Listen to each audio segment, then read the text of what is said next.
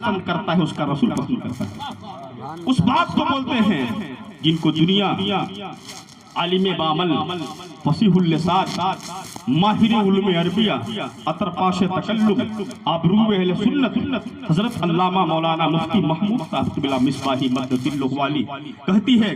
حضرات محترم سن بھدر یوپی سے چل کر کے شیخ الحدیث دارالعلوم قادریہ نوریہ ماشاءاللہ بھگاڑو وہاں سے تشریف لائے ہیں. میں آپ لوگ کے سامنے بلا تاخیر و تمہید حضرت کو آپ لوگ کے سامنے روبرو کرنے جا رہا ہوں. آپ سبھی لوگ مل کر کے یہ ثبوت دیجئے کہ ہم سننا چاہتے ہیں، اس لیے کہ تقریر جو ہے نا بیدار ہو کے سنا جاتا ہے. اگر آپ آدھا سوئیں گے آدھا جگیں گے تو بتانے والا انسان کچھ اور بتائے گا، آپ کچھ اور سن لیں گے. ایک مقرری جو ہے کہ تقریر کر رہے تھے بتائے تھے کہ وضو کرنے سے پہلے مسواک کر لینا چاہیے، مسواک کرنا سنت ہے. تو ایک شخص وضو کھانے پر بیٹھ کر کے بکواس کر رہا تھا، لوگوں سے گفتگو کر رہا تھا، لوگوں سے بات کر رہا تھا. تو ڈانٹا ایک نے کہا کیا کر رہے ہو، دماغ خراب ہے، یہ وضو کرنے آئے ہو کہ بات کرنے آئے ہو؟ کہا کہ دماغ ہمارا نہیں، دماغ تمہارا خراب. میں کل رات کو تقریر سن کے آیا ہوں کہ وضو کرنے سے پہلے بکواس کرنا چاہیے. تو ذرا پڑھے لکھے انسان تھے، کہے کم بخت کہی کہ تجھے معلوم نہیں ہے بکواس نہیں مسواک کرنا چاہیے. تو ایسا حادثہ ہو جاتا ہے. تو آپ جو ہے آنکھوں کھول کر کے آپ تقریر سماعت کریں گے. آپ حضرات سے گزارش ہے کہ سب لوگ مل کر کے ایک زوردار نعرہ بلند کیجئے اور نعرہ لگائیے نعرہ تکبیر. لگ رہا ہے کھانا کھا لیے، کھانا پچ بھی گیا ہے. تو آپ اگر کھانا کھائے ہیں اور آپ کے اندر طاقت ہے تو بلند آواز سے نعرہ بلند کیجئے نعرہ تکبیر، نعرہ رسالت، علماء اہل سنت، مسلک اعلی حضرت، مدرسہ اعلی حضرت مفتی محمود صاحب قبلہ، نعرہ تکبیر، نعرہ رسالت. بادشاہ بلاغت چلے آئیے، تاجدار فصاحت چلے آئیے، نیک گلزار طیبہ کی گل کی مشکبار خطابت چلے آئیے.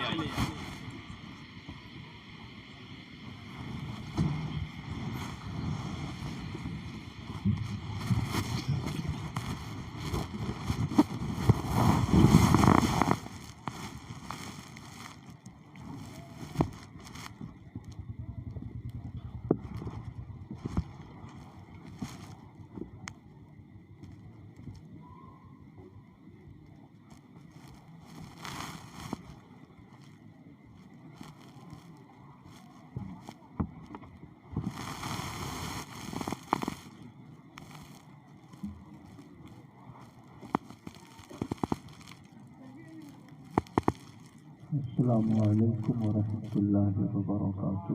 وعلیکم السلام ورحمۃ اللہ تعالی وبرکاتہ. الحمد للہ رب العالمین والصلاة والسلام علی سید الانبیاء والمرسلین وعلی آلہ وصحبہ اجمعین. اما بعد فأعوذ باللہ من الشیطان الرجیم. بسم اللہ الرحمن الرحیم. فَإِنْ آمَنُوا بِمِثْلِ مَا آمَنْتُمْ بِهِ فَقَدِ اهْتَدَوْا. آمنت باللہ صدق اللہ مولانا العظیم وصدق رسولہ النبی الامین الکریم. انتہائی احترام و عقیدت کے ساتھ اپنے آقا کے دربار گہربار میں درود و سلام کی نظر پیش کیجیے. اللہم صلی علی سیدنا و مولانا محمد معدن الجود والکرم وعلی آلہ وصحبہ وبارک وسلم. صلاۃ و سلام علیک یا رسول اللہ. رفیقان گرامی، اللہ رب العزت کا ہزارہ شکر و احسان ہے کہ آج ہم اور آپ مدرسہ اعلیٰ حضرت کے جشن افتتاح کی تقریب میں حاضر ہیں۔ بہت ہی ذوق و شوق، محنت و مشقت اور کئی مہینوں کی جانفشانی کے بعد اس ادارے کی تعمیر کا کام مکمل ہوا ہے۔ آج الحمدللہ شہزادہ حضور امین شریعت قاضی چھتیس گڑھ شیخ طریقت آبروئے مسلک اعلیٰ حضرت علامہ مولانا الحاج شاہ محمد سلمان رضا خان صاحب قبلہ کے مقدس ہاتھوں سے اس ادارے کے افتتاح کی رسم انجام پذیر ہوگی، اور انہی کی دعاؤں پر انشاءاللہ یہ اجلاس اختتام پذیر ہوگا۔ میں بہت مبارکباد دیتا ہوں دریا بند کے مسلمانوں کو،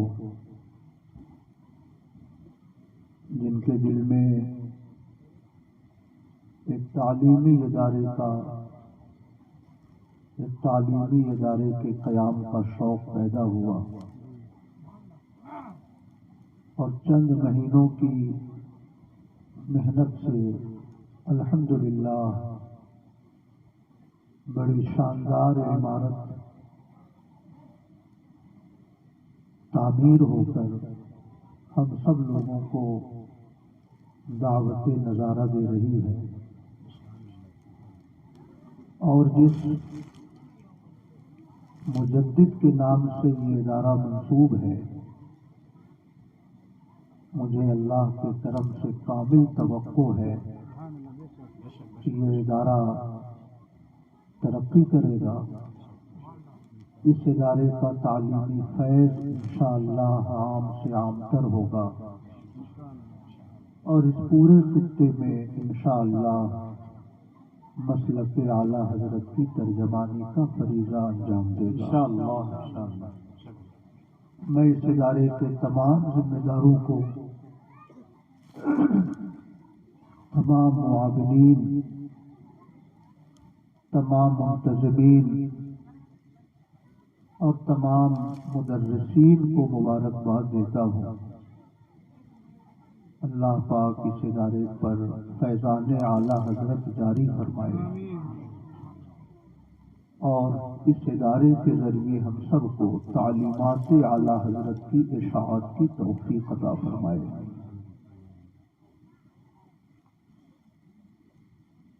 آج امت مسلمہ کو کئی خطرات کا سامنا ہے۔ سب سے بڑا خطرہ جو گزشتہ 8-10 سال سے ہندوستانی مسلمانوں کے سر پہ منڈلا رہا ہے، وہ کفر و شرک کا خطرہ ہے۔ مرکزی اور صوبائی حکومتوں کے ذریعے مشرکانہ افعال کو مسلمانوں پر تھوپنے کی کوشش کی جا رہی ہے۔ ہر چھوٹی موٹی تقریب میں غیر اسلامی روایات کی تلقین کی جا رہی ہے، اور شعوری اور لاشعوری طور سے مسلمانوں کو شرک کی راہوں پر کھینچنے کی کوشش کی جا رہی ہے۔ دوسرا سب سے بڑا خطرہ جس کا سامنا ہندوستانی مسلمان گزشتہ 200 سال سے کر رہا ہے، وہ وہابیت کا خطرہ ہے۔ الحمدللہ امام اہل سنت امام احمد رضا خان قدس سرہ العزیز نے اپنی تصنیفات کے ذریعے اس فتنے کی سرکوبی فرمائی، مگر جدید ذرائع ابلاغ کی کثرت کی وجہ سے یہ فتنہ اپنی شکل بدل کر پھر ہندوستانی مسلمانوں کے دروازے پر دستک دے رہا ہے۔ تیسرا خطرہ وہ الحاد کا خطرہ ہے۔ مشن اسکول، مشن کالج، یہ ہندوستانی مسلمانوں کو عیسائیت کے قریب کرنا چاہتے ہیں، اور اسکول اور کالج کا پڑھا لکھا نوجوان یا تو عیسائیت کے جراثیم میں مبتلا ہو رہا ہے یا الحاد کی طرف وہ اپنا قدم بڑھا رہا ہے۔ میں یہ عرض کرنا چاہتا ہوں کہ شرک کا خطرہ ہو، الحاد کا خطرہ ہو یا وہابیت کا خطرہ ہو، ان تینوں خطرات کے سامنا کے لیے جو سب سے بڑا ہتھیار ہے وہ علم دین کا ہتھیار ہے۔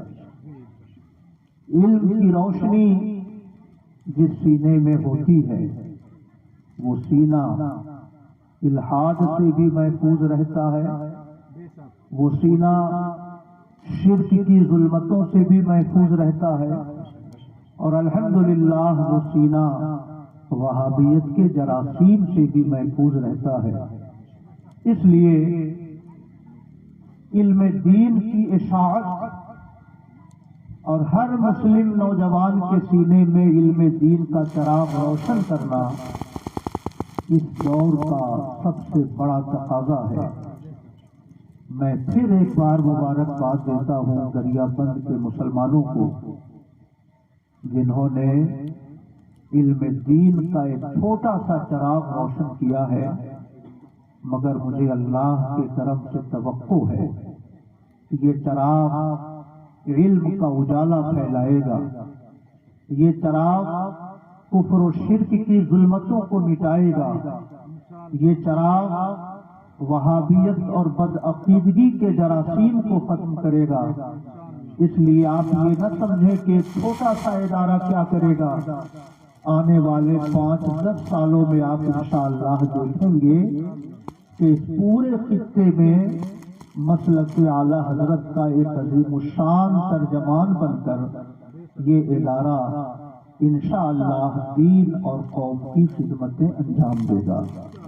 اللہ پاک مدرسہ اعلیٰ حضرت پر اعلیٰ حضرت کا فیضان جاری فرمائے، اور اس ادارے کو اللہ پاک مسلک اعلیٰ حضرت کا نقیب و ترجمان بنائے۔ درود پاک پڑھیں۔ اللہم صلی علی سیدنا و مولانا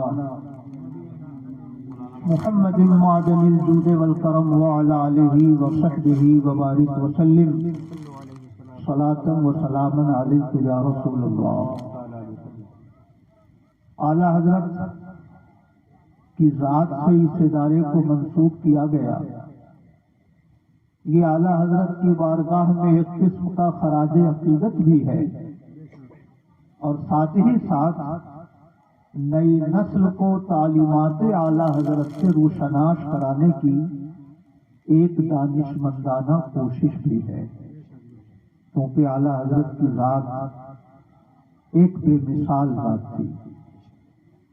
گزشتہ 50 سال سے اعلیٰ حضرت کی ذات پر لکھا جا رہا ہے، آپ کہہ سکتے ہیں 100 سال سے لکھا جا رہا ہے۔ 1921 میں اعلیٰ حضرت کا انتقال ہوا، اور آج 2024 کا زمانہ چل رہا ہے۔ تقریباً 100 سال سے اعلیٰ حضرت کی ذات پر لکھا جا رہا ہے، مگر مجھے ایسا لگتا ہے کہ اعلیٰ حضرت کی دینی خدمتوں کا 1/4 حصہ بھی شاید کاغذ پر نہیں آ سکا ہے۔ اعلیٰ حضرت کی خدمت اتنی عظیم الشان ہے کہ ہم اور آپ ان خدمتوں کا کما حق احاطہ نہیں کر سکتے۔ سبحان اللہ۔ میں اعلیٰ حضرت کے تعارف کا مختصر سا تعارف پیش کر کے تعلیمات اعلیٰ حضرت کو آپ حضرات تک پہنچانے کی کوشش کرتا ہوں۔ ایک بڑے محدث گزرے ہیں، علامہ وسیع احمد محدث سورتی، رہنے والے سورت کے تھے، مگر آپ کا زیادہ تر حصہ پیلی بھیت میں گزرا۔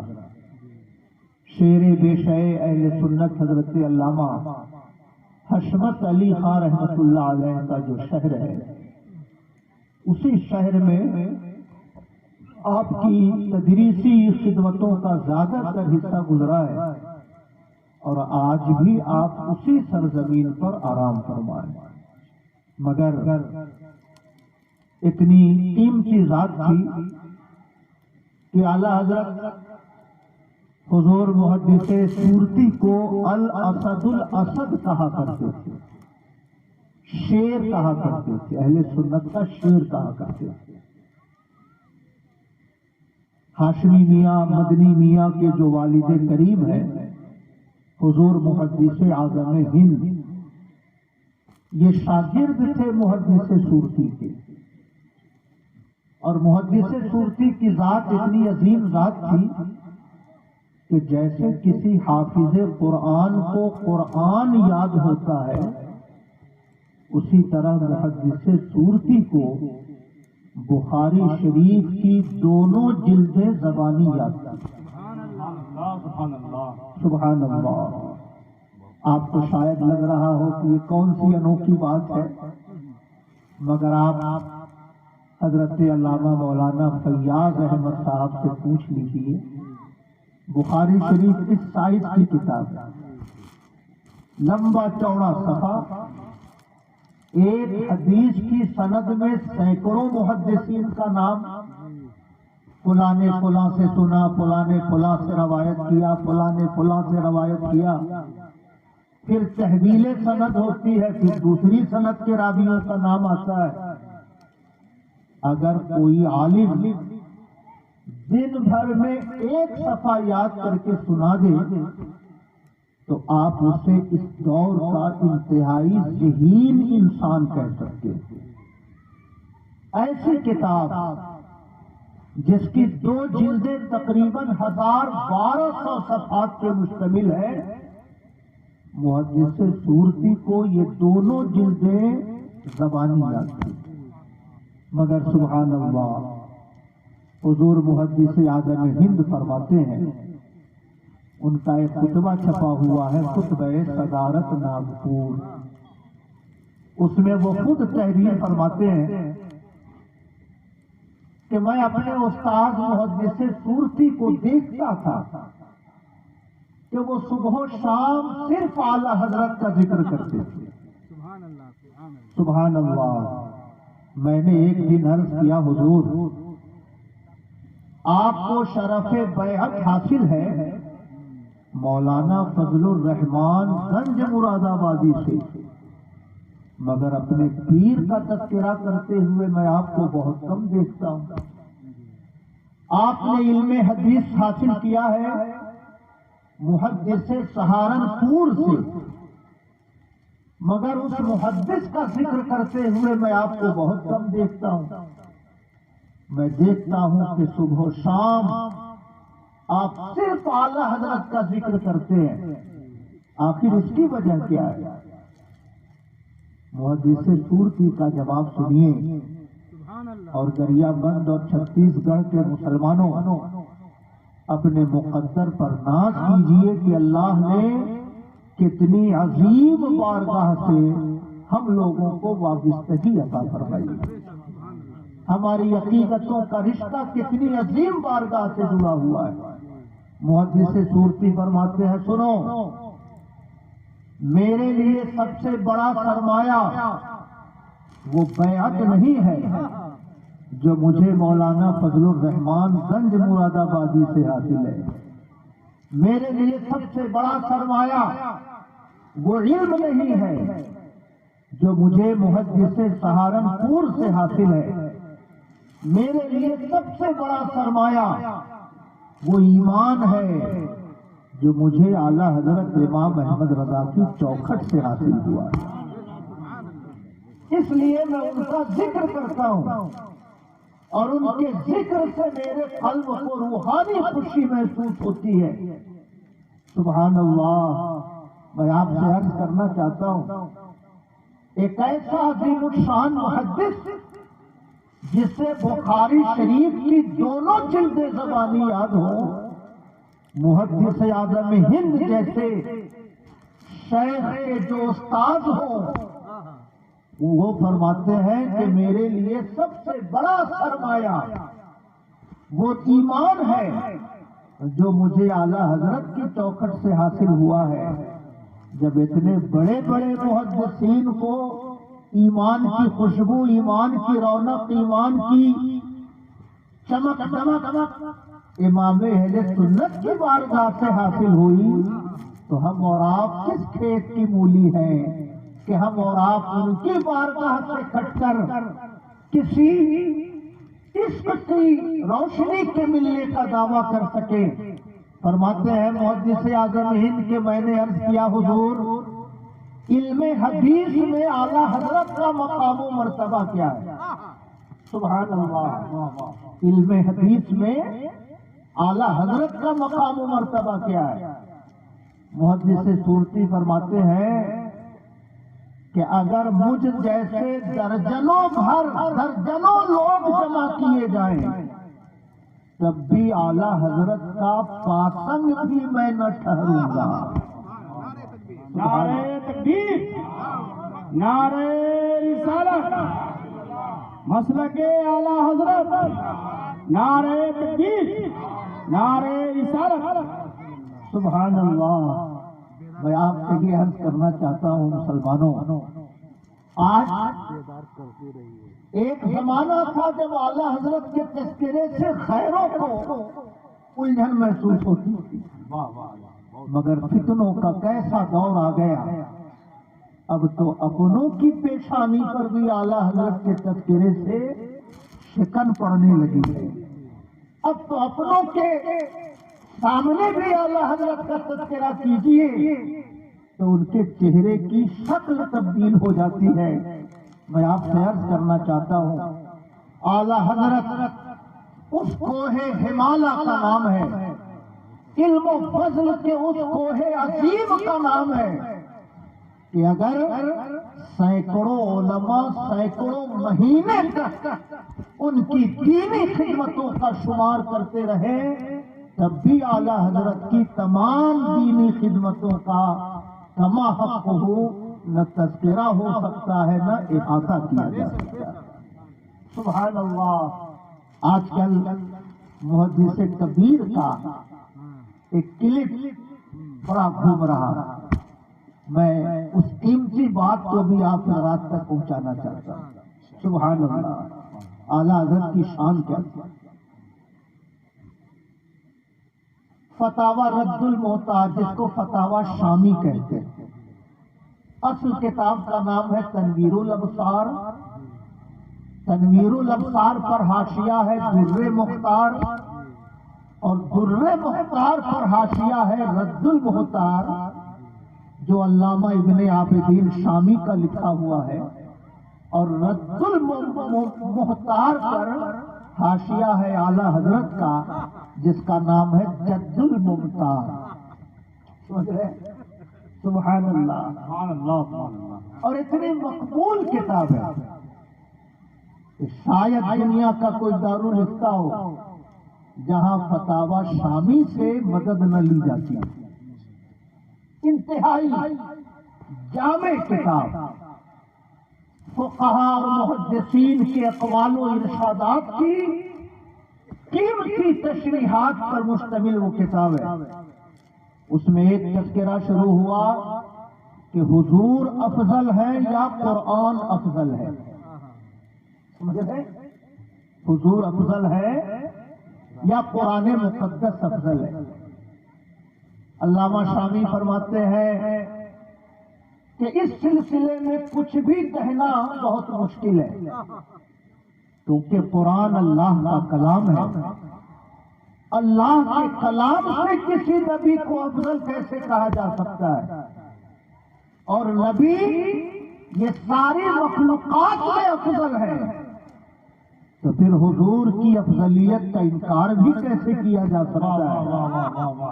فرماتے ہیں علامہ شامی کہ میرے نزدیک افضل یہ ہے کہ اس معاملے میں توقف کیا جائے، نہ حضور کو افضل کہا جائے نہ قرآن کو افضل کہا جائے۔ فالامر توقف، سب سے بہتر صورت یہ ہے کہ اس معاملے میں توقف اختیار کیا جائے، کچھ بھی نہ کہا جائے۔ مگر سبحان اللہ، اعلیٰ حضرت امام احمد رضا نے جب اس پر حاشیہ لکھا تو ارشاد فرمایا الحمدللہ، توقف کرنے کی کوئی حاجت نہیں ہے، الامر واضح، معاملہ بالکل کلیئر ہے۔ اگر قرآن سے مراد یہ کاغذ لیا جائے، قرآن سے مراد یہ روشنائی لی جائے، قرآن سے مراد یہ حروف لیے جائیں جو کاغذ کے اوپر درج ہوتے ہیں، تو یہ چیزیں مخلوق ہیں اور میرے پیغمبر تمام مخلوقات میں افضل ہیں۔ اس لیے اگر قرآن سے مراد یہ کاغذ ہو، یہ روشنائی ہو، یہ حروف ہو، تو اس میں کوئی شک نہیں ہے کہ میرے پیغمبر ان کاغذوں سے بھی افضل ہے، ان حروف اور ان روشنائیوں سے بھی افضل ہے۔ نعرہ تکبیر، نعرہ رسالت، عظمت پیغمبر اعظم، عظمت قرآن، عظمت اعلیٰ حضرت مفتی محمود صاحب قبلہ، نعرہ تکبیر، نعرہ رسالت۔ اور فرماتے ہیں اگر قرآن سے مراد وہ کلام لیا جائے جو اللہ تعالی کی صفت ہے، سبحان اللہ، سننا اللہ کی صفت، دیکھنا اللہ کی صفت، علیم ہونا اللہ کی صفت، تو قرآن سے مراد وہ مفہوم و معنی لیا جائے جو اللہ تعالی کی صفت ہے، تو اس میں کوئی شک نہیں ہے کہ اللہ کی صفت غیر مخلوق اور میرے پیغمبر مخلوق، غیر مخلوق جو اللہ کی صفت ہو وہ مخلوق سے افضل ہے۔ اس لیے اگر قرآن سے مراد وہ کلام لے جو اللہ کی صفت ہے، تو اس میں کوئی شک نہیں کہ وہ میرے پیغمبر سے افضل ہے۔ سبحان اللہ۔ میں آپ کو یاد کرنا چاہتا ہوں، اتنے اچھے علماء یہاں سے تشریف فرمائے، مگر اس جواب کی اہمیت کو یہ علماء ہی سمجھ سکتے ہیں کہ قرآن کو افضل کہا جائے یا حضور کو افضل کہا جائے۔ قرآن کو افضل کہیے تو حضور کے افضل المخلوقات ہونے کے عقیدے پر حرف آتا ہے، اگر حضور کو افضل کہیے تو قرآن کے کلام الہی ہونے کا جو تقاضا ہے اس پر حرف آتا ہے۔ اعلیٰ حضرت امام احمد رضا کا تفقہ اور ان کی علمی شان ملاحظہ فرمائیے کہ قرآن مقدس کی ایسی تشریح فرما دی کہ نہ حضور کی افضلیت میں کوئی حرف آیا نہ قرآن کی افضلیت میں کوئی حرف آیا۔ اگر وہ مراد لے تو حضور افضل ہے اور اگر یہ مراد لیتے ہیں تو کلام الہی افضل ہے۔ سبحان اللہ۔ اس لیے میں آپ سے عرض کرنا چاہتا ہوں، اعلیٰ حضرت امام احمد رضا خان رضی اللہ تعالی عنہ کی ذات بھی بے مثال اور اعلیٰ حضرت کی تعلیمات بھی بے مثال۔ سبحان اللہ۔ درود شریف پڑھے، اللہم صلی علی سیدنا و مولانا محمد معدن الجود والکرم وعلی آلہ وصحبہ وبارک وسلم۔ صلاۃ و سلام علیک یا رسول اللہ، صلاۃ و سلام علیک یا حبیب اللہ۔ میں آپ سے عرض کرنا چاہتا ہوں، نہ ذات کا کما حقہ تعارف کرایا جا سکا، نہ اعلیٰ حضرت کی تعلیمات کو کما حقہ اب تک پیش کیا جا سکا۔ آج یوٹیوب اور فیس بک پر وہابیت کی نمائندگی کرنے والے جو لوگ سرگرم رہتے ہیں، عام طور سے یہ تاثر دینے کی کوشش کرتے ہیں کہ امام احمد رضا نے جو تعلیمات ہندوستانی مسلمانوں کے لیے پیش فرمائی ہیں، ان تعلیمات کا کوئی وجود نہ صحابہ کے زمانے میں تھا، نہ تابعین کے زمانے میں تھا، نہ تبع تابعین کے زمانے میں تھا۔ تعلیمات اعلی حضرت ایک نئی تعلیم ہے، اور اس کے ذریعے مولانا شاہ احمد رضا نے ہندوستانی مسلمانوں پر ایک نیا نظریہ تھوپنے کی کوشش کی ہے۔ بلفظ دیگر یہ تاثر دیا جاتا ہے کہ بریلویت ایک نیا فرقہ ہے، بریلویت ایک نئی جماعت ہے جس کے عقیدوں کا کوئی تعلق ماضی کے مسلمانوں سے نہیں ہے۔ سمجھ رہے ہیں میرے بھائیوں؟ میں تھوڑا سا وقت آپ کا اس حوالے سے لینا چاہتا ہوں، میری گفتگو صرف ذات اعلی حضرت پر محدود نہ رہ جائے، اس لیے 2-3 باتیں میں آپ حضرات تک تعلیمات اعلی حضرت کی پہنچانا چاہتا ہوں۔ شہزادہ حضور امین شریعت جیسے ہی تشریف لائیں گے ویسے ہی میری گفتگو مکمل ہو جائے گی۔ ان کی آمد سے قبل جو تھوڑا سا وقت ہے، میں 2-3 باتیں آپ حضرات تک پہنچانا چاہتا ہوں۔ آج اگر ہمارا کوئی شاعر یہ شعر پڑھتا ہے، کھاتے ہیں تیرے در کا، پیتے ہیں تیرے در کا، پانی ہے تیرا پانی، دانا ہے تیرا دانا، تو یہ سمجھایا جاتا ہے کہ بریلویوں کا شرک دیکھو، ہم رب کا کھاتے ہیں، رب کا پیتے ہیں، رزق دینے والا ہمارا پروردگار ہے، ہماری پیاس مٹانے والا ہمارا رب ہے، مگر بریلویوں کا نظریہ دیکھو کہ کھاتے ہیں تیرے در کا، پیتے ہیں تیرے در کا، پانی ہے تیرا پانی، دانا ہے تیرا دانا۔ یہ شرک نہیں ہے تو کیا ہے؟ مگر میرے بھائیوں، میں بہت سارے بزرگوں کے اقوال و ارشادات نہ سنا کر شیخ عبدالحق محدث دہلوی کا 2-3 ارشاد آپ تک پہنچاتا ہوں۔ سبحان اللہ۔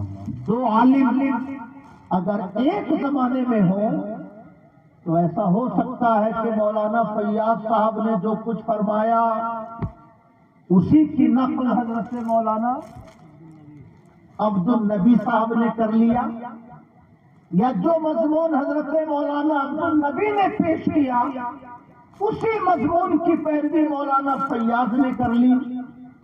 دو عالم جب ایک زمانے میں ہوتے ہیں تو اس طرح کا تصور کیا جا سکتا ہے، مگر اعلی حضرت امام احمد رضا اور شیخ عبدالحق محدث دہلوی میں تقریباً 225 سال کا فاصلہ ہے۔ کتنا فاصلہ ہے؟ 225 سال کا فاصلہ ہے۔ شیخ عبدالحق محدث دہلوی مہرولی شریف دلی میں آپ کا مزار ہے۔ اکبر نے جب دین الہی کا فتنہ کھڑا کیا تو ہندوستان کے حالات سے پریشان ہو کر شیخ عبدالحق محدث دہلوی مدینے تشریف لے گئے۔ یہیں رہ کر میں اپنی زندگی کے باقی زمانے کو گزار لوں گا، ہندوستان نہیں جاؤں گا، مگر حضور کی طرف سے بشارت ہوئی عبدالحق ہندوستان جاؤ۔ عرض کیا حضور ہندوستان جاؤں گا تو مدینے کی بہاریں مجھے کیسے ملیں گی؟ جواب میں ارشاد فرمایا گیا جاؤ، شام ہندوستان کی ہوگی مگر موسم اور ماحول اور خوشبو مدینے کی ہوگی۔ سبحان اللہ، سبحان اللہ۔ حضور کے ارشاد کے بعد وہ ہندوستان تشریف لائے، اور میرے بھائیوں 1052 ہجری میں آپ کا انتقال ہوا۔ کتنے میں؟ 1052 ہجری، اور اعلیٰ حضرت امام احمد رضا کی پیدائش ہوئی 1272 ہجری۔ 1272 سے 1052 کو مائنس کیجئے تو 220 سال کا فرق دونوں بزرگوں میں ہے۔ حضرت شیخ عبدالحق کے انتقال میں اور اعلیٰ حضرت کی پیدائش میں 220 سال کا فرق ہے۔ 2 صدی پہلے حضرت شیخ عبدالحق اپنی کتابیں تحریر فرما کر دنیا سے چلے گئے۔ اس لیے یہ نہیں کہا جا سکتا کہ جو اعلیٰ حضرت نے لکھا وہی شیخ عبدالحق نے لکھ دیا، نہیں۔ اگر اعلیٰ حضرت کے زمانے کے ہوتے تب تو یہ شبہ کیا جا سکتا تھا، مگر اعلیٰ حضرت کے پیدا ہونے سے 250 سال پہلے کے ہیں۔ آئیے ان کا نظریہ دیکھیے کہ وہ حضور کے بارے میں کیا ارشاد فرماتے ہیں۔ سبحان اللہ۔ ان کی بڑی نایاب کتاب ہے مدارج النبوت، فارسی زبان میں۔ اس کتاب میں ایک حدیث نقل کرتے ہیں، آقا نے فرمایا اوتیت مفاتیح خزائن الارض، مجھے زمین کے خزانوں کی کنجی دی گئی۔ اس حدیث کی تشریح کرتے ہوئے حضرت شیخ عبدالحق لکھتے ہیں ظاہرش آنکھیں مراد خزائن ملوک فارس و روم است کے بدست صحابہ استاد۔ حضور نے فرمایا کہ مجھے زمین کے خزانوں کی کنجی دی گئی۔ اس کا ظاہری معنی یہ ہے کہ ملک فارس اور ملک روم کے بادشاہوں کا خزانہ نبی کے صدقے میں صحابہ کو عطا کیے گئے۔ صحابہ نے ملک ایران اور ملک روم کو فتح کیا اور وہاں کے خزانے صحابہ کی ملکیت میں آئے۔ یہ حدیث کا ظاہری معنی ہے، مگر دریا بند کے مسلمانوں اس کے بعد جو ارشاد فرمایا وہ ذرا غور سے سنیے۔ فرماتے ہیں وَبَاطِنَ آنکھیں مراد خزائن اجناس ارزاق دو عالم است کے بکف اقتدار غیث دونوں زمین کے خزانوں کی کنجی دی گئی۔ اس کا باطنی مطلب یہ ہے کہ دونوں عالم میں رزق کی جتنی چیزیں تقسیم ہوتی ہیں اللہ پاک نے رزق کی وہ ساری چیزیں مصطفیٰ کے اقتدار میں ان کی ہتھیلی میں عطا فرماتی ہے۔ اس کا مطلب یہ ہوا کہ رزق دینے والا پروردگار مگر بانٹنے والے مصطفیٰ ہیں، تقسیم کرنے والے مصطفیٰ ہیں۔ اس لیے میرے بھائیوں شیخ عبدالحق نے فرمایا کہ دونوں عالم میں رزق کی جتنی بھی چیزیں تقسیم ہوتی ہیں اللہ نے وہ تمام چیزیں مصطفیٰ کے ہاتھوں میں دے رکھی ہیں۔ اب دوبارہ شعر پڑھیے کھاتے ہیں تیرے در کا، پیتے ہیں تیرے در کا، پانی ہے تیرا پانی، دانا ہے تیرا دانا، اور محبت سے پڑھیے خلق کے حاکم ہو تم، رزق کے قاسم ہو تم سے ملا جو ملا تم پہ کروڑوں درود۔ اور اعلیٰ حضرت کا وہ شعر پڑھیے لا رب العرش جس کو جو ملا ان سے ملا، لا رب العرش جس کو جو ملا ان سے ملا، بٹتی ہے کونین میں نعمت رسول اللہ کی۔ نعرہ تکبیر، نعرہ رسالت، عصمت مصطفیٰ، مسلک اعلیٰ حضرت، نعرہ تکبیر، نعرہ رسالت۔ میں عرض کرنا چاہتا ہوں حضرت شیخ کے زمانے میں تو نہ بریلی شہر تھا، نہ خاندان اعلیٰ حضرت تھا، نہ خود اعلیٰ حضرت نے سروے زمین پر قدم رکھا تھا۔ اعلیٰ حضرت کے پیدا ہونے سے 250 سال پہلے حضرت شیخ اپنی کتاب میں لکھ گئے کہ دونوں عالم میں مخلوقات کے درمیان جو بھی رزق تقسیم ہوتا ہے اللہ نے رزق کا ہر سامان مصطفیٰ کے ہاتھوں میں دے رکھا ہے. کہیے سبحان اللہ. اس لیے میں آپ سے عرض کرنا چاہتا ہوں، بریلویت کوئی نئی فکر نہیں ہے، بریلوی کوئی نئی جماعت کے لوگ نہیں ہیں. الحمدللہ مصطفیٰ کو قاسم ارزاق دو عالم سمجھنا، مصطفیٰ کو حاکم کائنات سمجھنا، مصطفیٰ کے ہاتھوں سے ہر نعمت کا تقسیم ہونا عقیدہ رکھنا، یہ امام محمد رضا کا نظریہ نہیں، بلکہ امام محمد رضا کے پیدا ہونے سے سینکڑوں سال پہلے کے محدثین بھی مصطفیٰ کو قاسم ارزاق دو عالم سمجھا کرتے ہیں. محبت سے کہیے سبحان اللہ. شرک کا مطلب شیخ محقق نہ سمجھ سکے، مجدد الفسانی نہ سمجھ سکے، شاہ عبدالعزیز نہ سمجھ سکے، شاہ ولی اللہ نہ سمجھ سکے، اور ذاکر نائک کو سمجھ میں آ گیا کہ یہ شرک ہے، اسماعیل دہلوی کو سمجھ میں آ گیا کہ یہ شرک ہے. ارے ظالموں، ہندوستان میں جس شخصیت نے اکبر کے فتنے کا مقابلہ کیا، جس شخصیت نے ہندوستان کی سرزمین پر علم حدیث کا چراغ روشن کیا، جس شخصیت کو پیغمبر نے مدینے سے بھیجا، اس شخصیت نے اپنی کتاب میں لکھا کہ مصطفیٰ کے ہاتھوں میں دونوں عالم کا رزق دے دیا گیا ہے. گویا رزق دینے والا ہمارا پروردگار، مگر اسے مخلوقات میں تقسیم کرنے والے میرے مصطفیٰ ہیں. سبحان اللہ. اگر مصطفیٰ قاسم ارزاق دو عالم ہے تو رزق کی ضرورت تو ہم کو آج بھی ہے، رزق کی ضرورت تو آپ کو بھی ہے. 100 سال بعد جو پیدا ہوں گے رزق کی ضرورت ان کو بھی ہے، 1000 سال بعد جو پیدا ہوں گے رزق کی ضرورت ان کو بھی ہے. رزق کی ضرورت والے لوگ زندہ ہیں تو عقیدہ رکھنا پڑے گا کہ رزق بانٹنے والے بھی زندہ ہیں، رزق بانٹنے والے بھی موجود ہیں، نعمتیں تقسیم کرنے والے بھی موجود ہیں.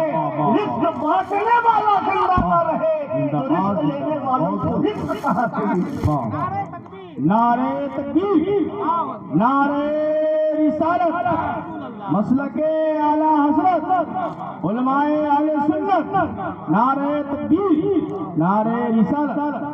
محبت سے کہیے سبحان اللہ. یہ پہلی تقریب ہے مدرسہ اعلی حضرت کی، اس لیے اعلی حضرت کی تعلیمات کی کچھ خوشبو لے کر ضرور اپنے گھروں کو جائیے، تاکہ گھر جا کر یہ احساس ہو کہ مدرسہ اعلی حضرت کی افتتاحی تقریب میں مجھے یہ روشنی ملی ہے تو آنے والی تقریبات میں بھی انشاءاللہ دین کی روشنی وہاں سے تقسیم ہوتی رہے گی اور ہماری نسل کا سینہ نور ایمان سے انشاءاللہ منور ہوتا رہے گا. سبحان اللہ.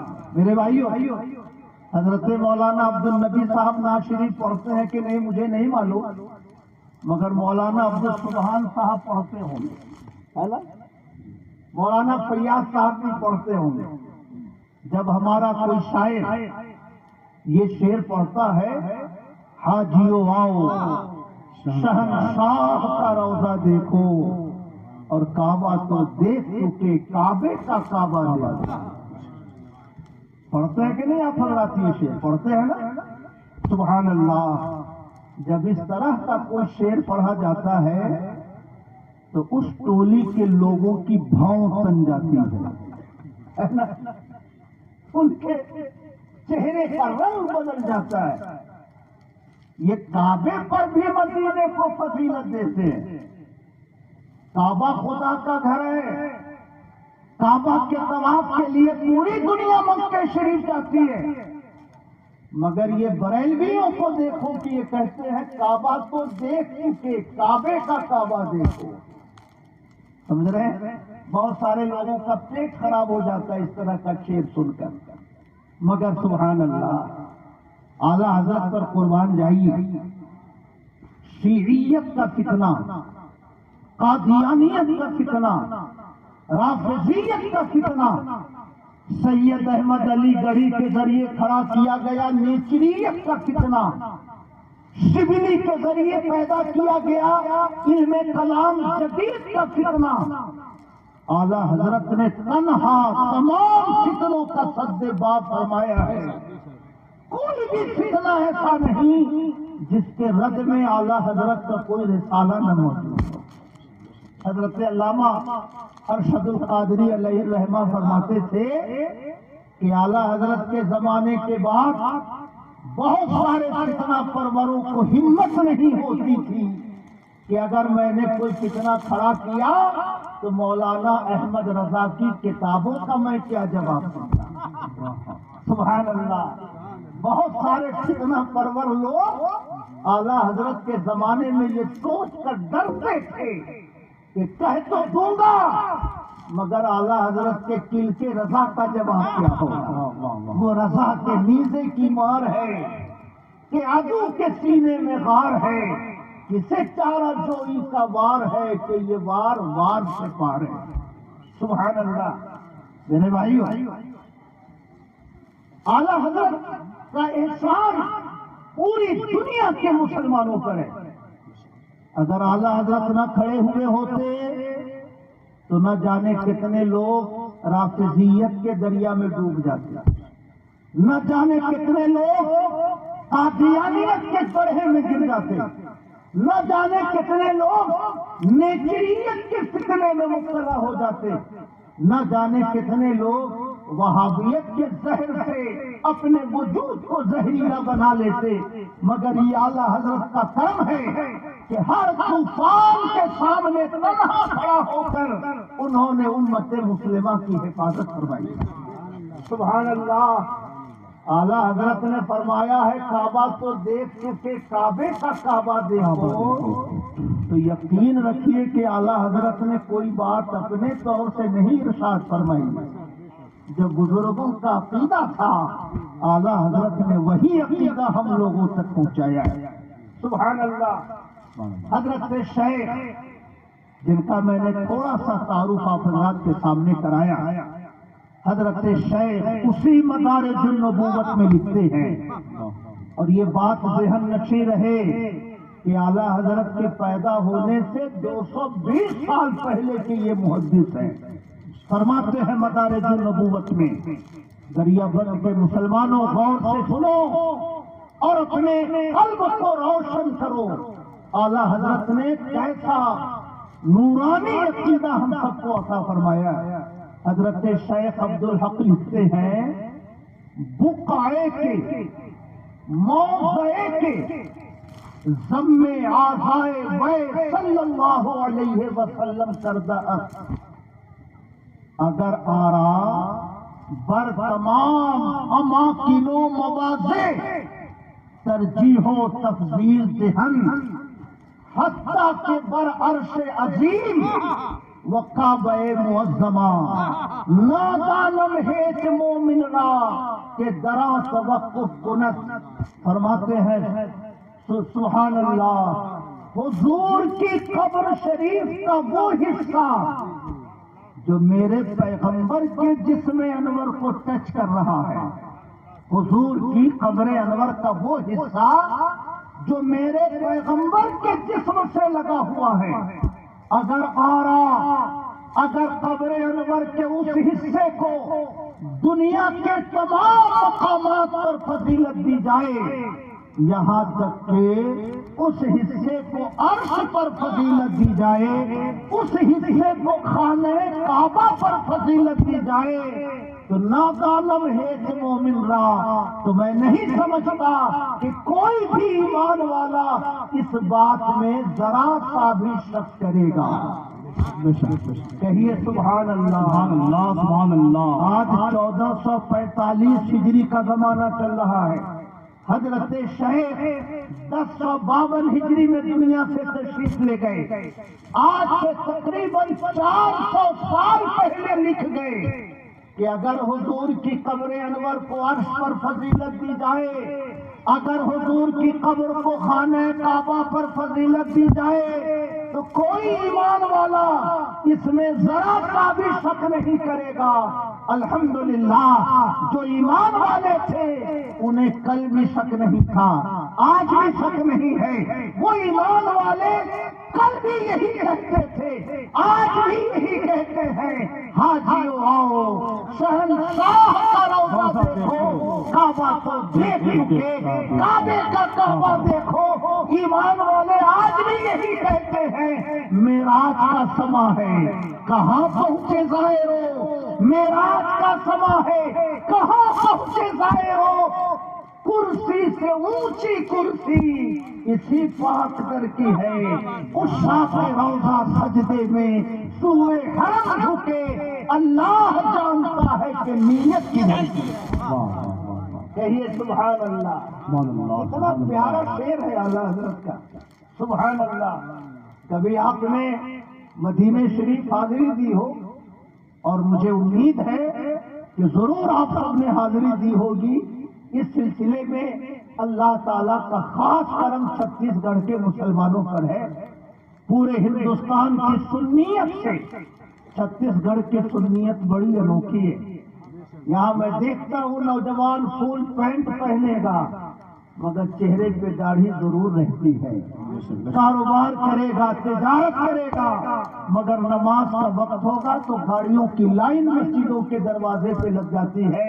میں پورے ہندوستان میں گھوم گھوم کر یہ بات کہتا ہوں کہ حضور امین شریعت کا فیضان پورے چھتیس گڑھ پر ہے کہ جیسی پکی سنیت میں چھتیس گڑھ کی سرزمین پر دیکھتا ہوں، ویسی سنیت مجھے دوسرے خطوں میں نظر نہیں آتی۔ کاش دوسرے علاقوں کے مسلمانوں نے بھی نمازوں کی ویسی ہی پابندی فرمائی ہوتی تو آج پورا ہندوستان سنیت کی بہاروں سے لہلہا رہا۔ نعرہ تکبیر، نعرہ رسالت، یا رسول اللہ، مسلک اعلیٰ حضرت، زندہ باد، زندہ باد، امین شریعت، زندہ باد، علماء سنت، زندہ باد، زندہ باد۔ سبحان اللہ میرے بھائیو، غلام رسول، ماشاء اللہ ماشاء اللہ، حضور امین شریعت کے سچے غلام ہیں غلام رسول صاحب۔ ابھی میں علی جناب عبدالقیوم صاحب کے دولت قدے پہ ٹھہرا ہوا تھا، صبح کو ہی آ گیا تھا۔ محرم میں ایک بار یہاں تقریر کے لیے دعوت دی گئی مگر کچھ حادثہ میرے ادارے میں ہو گیا جس کی وجہ سے میں نہیں آ سکا۔ اس بار میں نے شرکت کو بہت ضروری سمجھا تو عبدالقیوم صاحب کے خسرہ حاجی نسیم صاحب، کئی سال میں نے ان کے گھر پر نوا نگر، رضا نگر، دھمتری میں میں نے ان کے مکان کی چھت پر تقریر کیا 5-7 سال تک۔ تو وہ فرماتے ہیں کہ حضور امین شریعت کی شان کتنی نرالی تھی۔ 11ویں شریف میں وہ اکثر میرے گھر آتے تھے اور 1-2 روز قیام میرے گھر رہتا تھا۔ ایک صاحب نگری سے آئے، حضور امین شریعت سے عرض کیا حضور میرے گھر آپ تشریف لے چلے، میں نے 11ویں شریف کی مجلس رکھی ہے۔ تو حضور امین شریعت نے حاجی نسیم صاحب سے فرمایا نسیم تمہارے گھر میں پھر کبھی آ جاؤں گا، مگر یہ اتنی دور سے آئے ہیں دعوت دینے، اس لیے مجھے انہی کے گھر جانے دو، وہاں سے خالی ہو کر میں آپ کے گھر آؤں گا۔ حاجی نسیم فرماتے ہیں کہ حضور امین شریعت نگری تشریف لے گئے، مگر نگری کے جس صاحب نے حضور امین شریعت کو دعوت دی تھی مالی حالت ان کی شاید کمزور تھی، نہ انہوں نے کوئی نظر پیش کی، نہ انہوں نے آنے جانے کا کوئی کرایہ پیش کیا۔ حضور امین شریعت اپنے کرائے سے تشریف لے گئے، اپنے کرائے سے دھمتری واپس آئے۔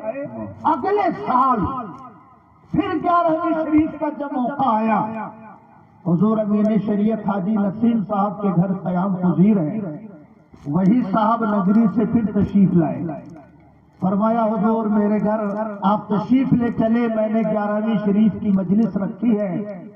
حاجی نسیم صاحب نے فرمایا کہ میں نے حضور کو دعوت دے رکھی، آپ کے یہاں کیسے جائیں گے، میرے یہاں سے خالی ہو کر آپ کے یہاں جائیں گے۔ مگر حضور امین شریعت نے حاجی نسیم صاحب کو کنارے میں بلایا، فرمایا نسیم انہوں نے مجھے پچھلی بار وہاں بلایا تھا اور شاید مالی حالت کی کمزوری کی وجہ سے یہ کرایہ بھی مجھے نہ دے سکے. اگر اب کی بار میں نہیں جاؤں گا تو یہ سمجھیں گے کہ میں نے کرایہ نہیں دیا، اس لیے حضور امین شریعت میرے گھر نہیں آئے، اس لیے مجھے ان کے گھر جانے دو. تمہارے گھر میں وہاں سے لوٹ کر آ کر تقریر کروں گا. اور حضور امین شریعت پھر اسی نگری کے مسلمان کے گھر تشریف لے گئے. 11ویں شریف کی نیاز پیش کر کے اگلے روز وہاں سے دھمتری لوٹے اور حاجی نصیر صاحب کے گھر اگلے روز حضور امین شریعت نے تقریر فرمائی. سبحان اللہ. میرے بھائیو، نہ پوچھ ان خرقہ پوشوں کی، عقیدت ہو تو دیکھ ان کو، ید بیضا لیے پھرتے ہیں اپنی آستینوں میں. آج وہ جیسے لوگ اگر ان کو آپ کرایہ نہ دو تو اگلی بار آپ کا نام سننا پسند نہیں کریں گے، اگلی بار آپ کے دروازے تک جانا تو بہت دور کی بات ہے، آپ سے ٹیلی فون سے وہ بات نہیں کر سکتے ہیں. مگر سبحان اللہ، حضور امین شریعت کی شان کتنی نرالی تھی. اس لیے میرے بھائیو، اعلیٰ حضرت نے فرمایا بے نشانوں کا نشان مٹتا نہیں، مٹتے مٹتے نام ہو ہی جائے گا.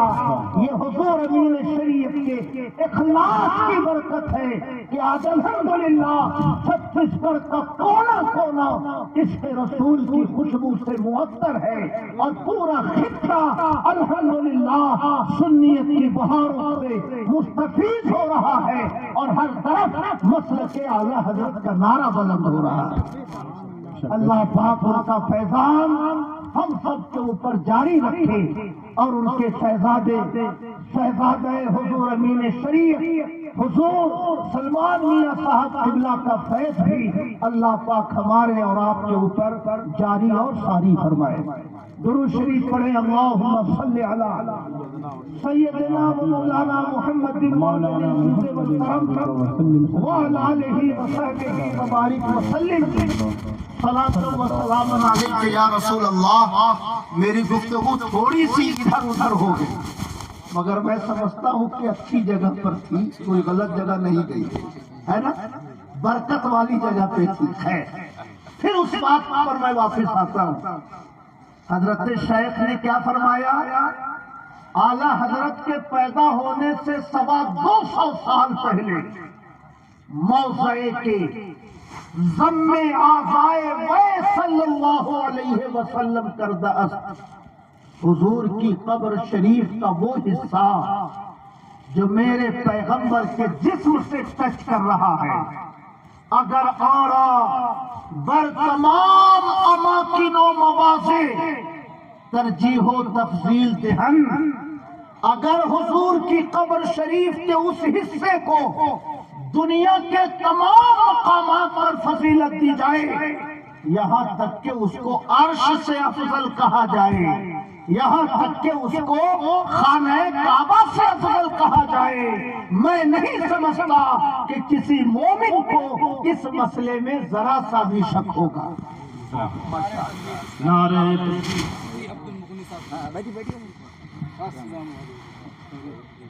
ماشاءاللہ،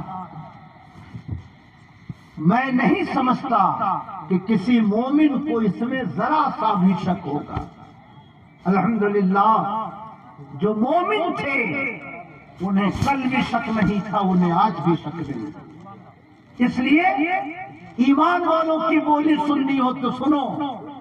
کعبہ خدا کا گھر ہے، ریاض خلیل بھی کعبہ خدا کا گھر ہے، ریاض خلیل بھی، لیکن خدا گواہ مدینہ کچھ اور ہے.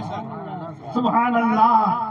اور اعلیٰ حضرت کی زبان میں سننا ہو تو یوں سنیے، معراج کا سما ہے، کہاں پہنچے زائرو، معراج کا سما ہے، کہاں پہنچے زائرو، کرسی سے اونچی کرسی اسی پاک در کی.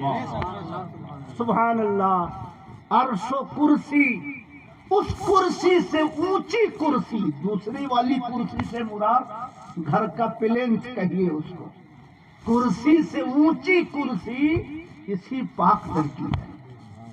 اور جب کوئی مومن مدینہ شریف میں رہ کر وہاں سے مکہ شریف آتا ہے تو میں پورے وثوق سے کہتا ہوں کہ اس کے دل کی حالت وہی ہوتی ہے. اس شاق روضہ سجدے میں سوئے حرم جھکے، اس شاق روضہ سجدے میں سوئے حرم جھکے، اللہ جانتا ہے کہ نیت کی سامنے کعبہ رہتا ہے مگر دل گنبد خضرا کا طواف کرتا رہتا ہے، دل مدینہ منورہ کے ارد گرد چکر کاٹتا رہتا ہے. اس شاق روضہ سجدے میں سوئے حرم جھکے، اللہ جانتا ہے کہ نیت کدھر ہے. کہیے سبحان اللہ. میری تقریر کے درمیان اس علاقے کی بڑی قیمتی دینی اور علمی شخصیت ناشر مسلک اعلیٰ حضرت رہنمائے قوم و ملت حضرت علامہ مولانا مفتی عبد المغنی صاحب تشریف لائے. میں آپ سب کی طرف سے تہہ دل سے استقبال کرتا ہوں اور مدرسہ اعلیٰ حضرت کے افتتاحی تقریب میں آپ سب کی طرف سے انہیں خوش آمدید کہتا ہوں.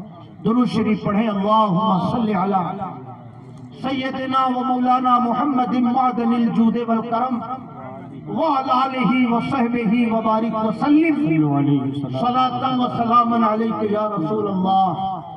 آخری بات کہہ کر میں اپنی گفتگو ختم کرتا ہوں. اعلیٰ حضرت کا شعر ہے، تجھ سے اور جنت سے کیا مطلب وہابی دور ہو، ہم رسول اللہ کے جنت رسول اللہ کی. یہ شعر ہم لوگ پڑھتے ہیں نا، بس اس کی تھوڑی سی تشریح کر کے میں آپ حضرات سے رخصت ہوتا ہوں. میرے بھائیوں، ایک بڑی مشہور حدیث ہے مسلم شریف کی، باب القیام فی اللیل میں یہ حدیث امام مسلم نے نقل فرمائی. ایک صحابی ہیں حضرت ربیعہ ابن کعب اسلمی، حضور کی خدمت میں رہتے تھے. حضور جب نماز تہجد کے لیے بیدار ہوتے تو وضو کا پانی، مسواک وغیرہ حضور کی خدمت میں پیش کرتے تھے.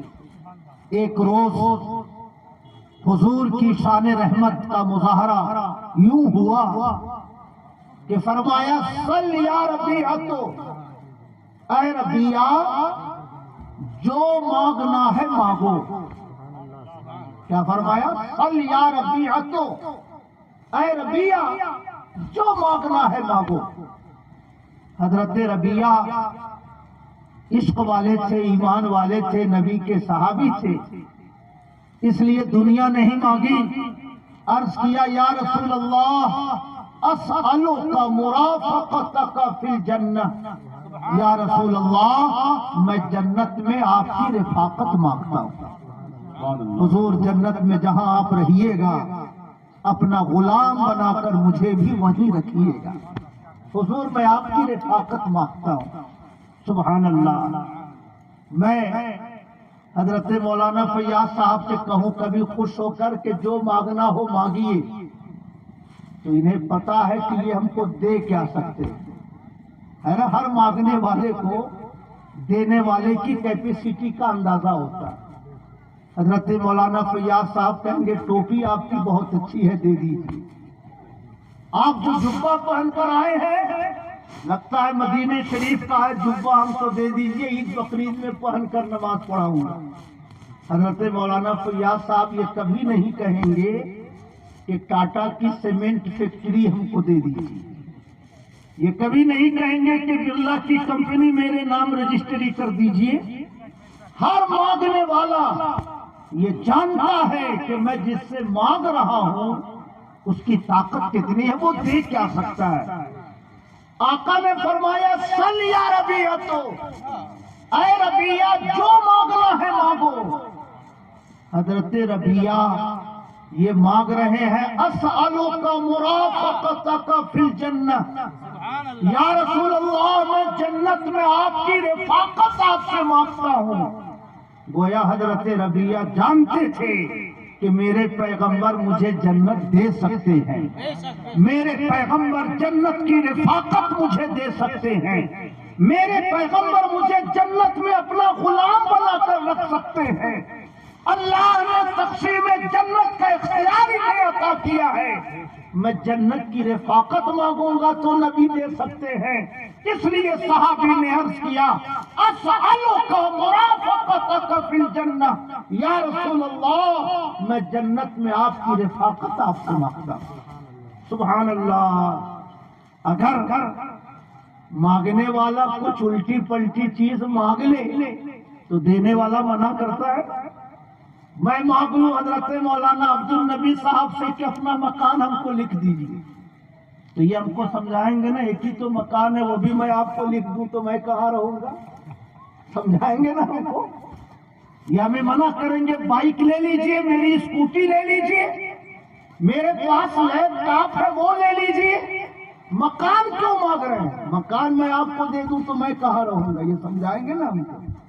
اگر معاذ اللہ، صد بار معاذ اللہ، اگر نبی یہ سمجھتے کہ جنت دینے کا اختیار مجھے نہیں ہے تو میرے پیغمبر حضرت ربیعہ کو منع فرماتے، اے ربیعہ جنت نہ مانگو، اے ربیعہ جنت کی رفاقت نہ مانگو، 100-200 اونٹ مانگ لو میں تجھے دینے کو تیار ہوں، کہیں کا باغ طلب کر لو میں دینے کو تیار ہوں، جنت کسے ملے گی؟ جنت میں کون کس کا رفیق ہوگا یہ تو اللہ پاک طے فرمائے گا، مجھ سے کیوں مانگ رہے ہو؟ خدا نخواستہ، معاذ اللہ، صد بار معاذ اللہ، اگر نبی کو تقسیم جنت کا اختیار نہ ہوتا تو میرے پیغمبر منع فرماتے، مگر منع نہیں فرمایا، ارشاد فرمایا وغیر ذالک، اس کے سوا بھی کچھ چاہیے تو وہ بھی مانگ لو۔ کہیے سبحان اللہ۔ وغیر ذالک، کیا اس کے سوا بھی کچھ چاہیے تو وہ بھی مانگ لو۔ حضرت ربیعہ عرض کرتے ہیں ہو ذاک یا رسول اللہ، اتنا ہی کافی ہے یا رسول اللہ، آپ مل گئے، آپ کی رفاقت مل گئی، آپ کی غلامی مل گئی، آپ کے جلووں کا نظارہ مل گیا، صبح و شام آپ کے دیدار کی نعمت مجھے مل گئی، تو حضور اس سے بڑی کون سی نعمت ہے جو میں مانگنے جاؤں؟ آقا یہی میرے لیے کافی ہے۔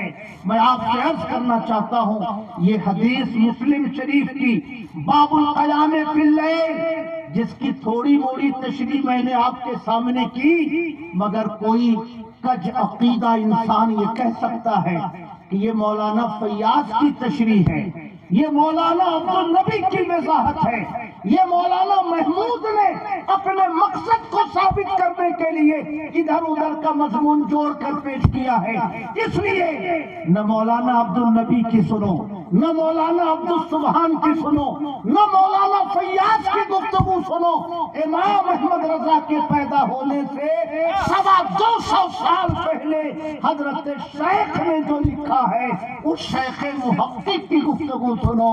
فرماتے ہیں اشیعۃ اللمعات میں از اطلاق سوال کہ فرمود سن و تخصیص نہ کرد با مطلوب خاص، معلوم ہی شود کہ کار ہما بدفتر ہمت وہ صلی اللہ علیہ وسلم ہر تیرا خواہد و ہر سے خواہد بیزن پروردگار خود می دہد۔ میرے پیغمبر نے مطلق فرمایا مانگو، کسی ایک چیز کے مانگنے کی قید نہیں لگائی، یہ مانگو یا وہ مانگو، مطلق کہاں مانگو؟ مطلق کہنے سے ظاہر ہوتا ہے کہ دونوں عالم کا سارا کام اللہ نے مصطفیٰ کے ہاتھوں میں دے رکھا ہے، وہ جسے چاہتے ہیں اور جو کچھ چاہتے ہیں اپنے رب کے اذن سے وہ مانگنے والوں کو عطا فرما دیا کرتے ہیں۔ نعرہ تکبیر، نعرہ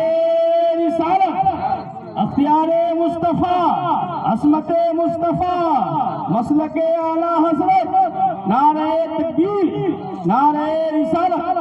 اور بات اسی پر ختم نہیں ہوتی، اس کے بعد لکھتے ہیں اگر خیریت دنیا و عقبی آرزوداری، اگر خیریت دنیا و عقبی آرزوداری بدرگاہش گیا وہ ہر کے می خواہی تمنا کن۔ اے لوگو، دنیا اور آخرت کی کوئی بھی بھلائی چاہیے تو مصطفیٰ کی بارگاہ میں آ جاؤ اور جو چاہو ان سے آرزو کر لو، جو چاہو اپنی تمناؤں کا اظہار کر لو۔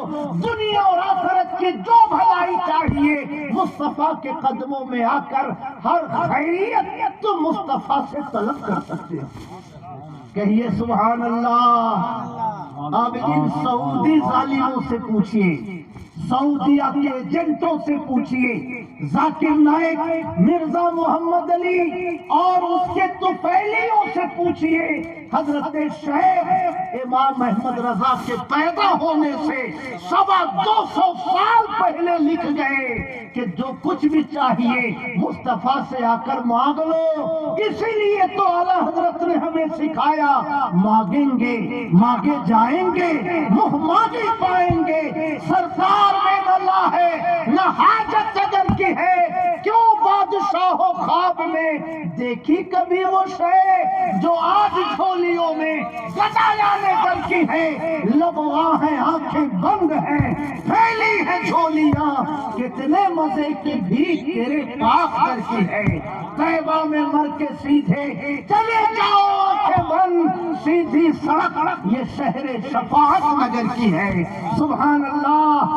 حضرت شیخ نے 200 سال پہلے کہا دنیا اور آخرت کی جو بھلائی چاہیے مصطفیٰ سے آ کر مانگ لو۔ اس لیے اعلیٰ حضرت نے ہمیں سکھایا کہ جو مانگنا ہے ہم مصطفیٰ سے مانگیں گے، کیونکہ سرکار میں نہ لا ہے نہ حاجت نگر کی۔ کہیے سبحان اللہ۔ میں بہت شکر گزار ہوں آپ حضرات کا کہ آپ نے چند جملے میرے سماعت کیے۔ میں دعا کرتا ہوں اللہ پاک میرے یہ ٹوٹے پھوٹے جملے قبول فرمائے، اور مدرسہ اعلیٰ حضرت کے افتتاح کی تقریب میں ہم سب لوگ حاضر ہیں۔ اللہ پاک اس ادارے کا تعلیمی فیضان عام سے عام تر فرمائے، اور جو چراغ گریا بند کے مسلمانوں نے جلایا ہے اللہ پاک اس چراغ کی روشنی سے اس پورے خطہ ارضی کو روشن فرمائے۔ وما علینا الا البلاغ۔ السلام علیکم۔